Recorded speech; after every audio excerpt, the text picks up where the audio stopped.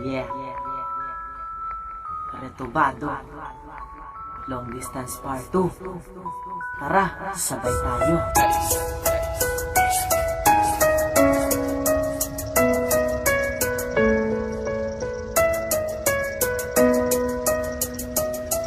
Alam mo diba ang piling sa kayo magkalayo? Ito ang hirap sa damdamin na aking natatamay. Pero kahit anong pagsubok, huwag tayong maghiwalay. Meron pa namang silbi, nagbibigay tulad kahit masaklap sa kalooban na ako ay umalis. Sariling desisyon ko to at ako'y nagtitiis. Ang bawat planong ito ay sa akin to mapupunta. Kaya aking naisipan na gawan ka ng kata para kahit wala ako dyan mahal sa tabi mo. Meron pa naman dyan pinig na nasa puso mo o kasakit mapalayo ka sa taong minamahal. Kaya tayo mo sa data ay ang Diyos na may kapal. Ito lang yung mabuting paraan na siya'y ipagdasal. Nasanay walang mangyari at wala akong karibal. Malayo man ang aming relasyon nung binibini ko, sapagkat magkadikit ang puso mo at puso ko. Yeah.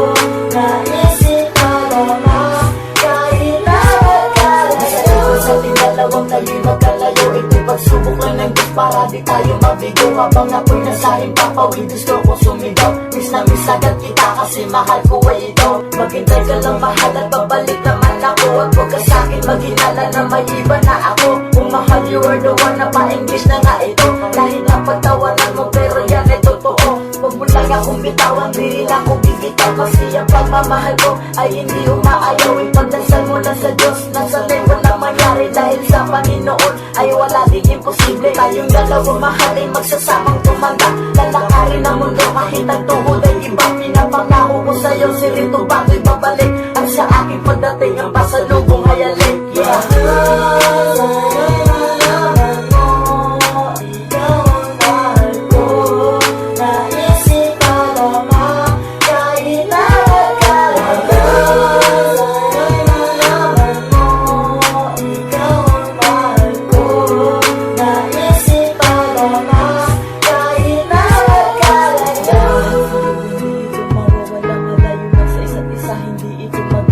Kasi andyan na ang tiwala at ang pagmamahal ko. Wala akong ibang hiling kundi ang mapasa iyo. Ang pangako at sumpaan ay nandito pa rin yun. Kaya huwag mo kalilimutan ng pag-ibig ito. Unsan huwag ka nang bibitaw sa relasyon natin ito. Hanggang buhay pa ang tingala ko na nasa sa iyo. Kung kayo rin ay ganito, tara tayo ay sumabay dito sa simple kong awitin sa inyo. Ay gagabay magbibigay ko ng lakas para sa nagmamahal. Hanggang kayo pa sa huli, tara tayo ay magkasala. Panginoon na tutunay ang panahon na ibigay para sa nagmamahalan na lubusan sa katulad. Mamahalan totoo sa may makadama nito. Long distance relationship na tako para sa iyong mahal ko.